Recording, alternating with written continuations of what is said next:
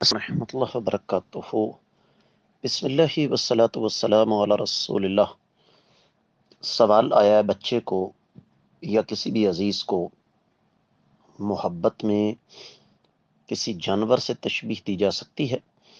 اس حوالے سے دو باتیں ذہن میں رکھیں۔ سب سے پہلی بات کہ تشبیہ جو ہے نا وہ کلی نہیں ہوتی۔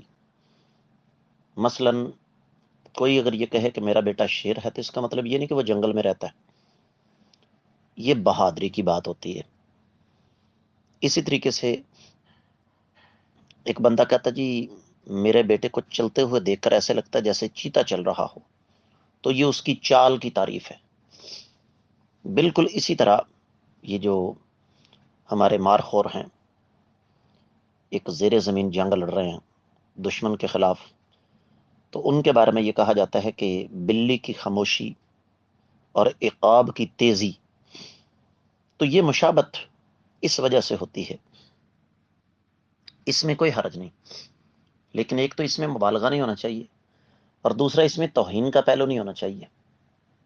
پرانے زمانے کی بات ہے، کوئی سادہ آدمی جا رہا تھا کسی بادشاہ کے پاس، تو کس نے کہا جا کر بادشاہ کی تعریف کرنا، تو جا کر کہنے لگا بادشاہ سلامت، آپ بھینسے سے زیادہ طاقتور اور کتے سے زیادہ وفادار ہیں۔ درباریوں نے تلواریں نکال لی، بادشاہ نے کہا خاموش ہو جاؤ، کچھ نہیں کرنا تم نے۔ اس کے نزدیک وفاداری کا معیار کتا اور طاقت کا معیار بھینسا ہی ہے۔ تو بات کرنے کا مقصد یہ ہے کہ یہ تشبیہ صرف مخصوص صفات کی وجہ سے ہوتی ہے، لہذا ایسی تشبیہ میں کوئی حرج نہیں۔ اس کی جو شرائط ہے وہ میں نے آپ کو بتا دی ہیں، امید ہے کہ آپ کو سمجھ آ گئی ہوگی۔ واللہ تعالی اعلم۔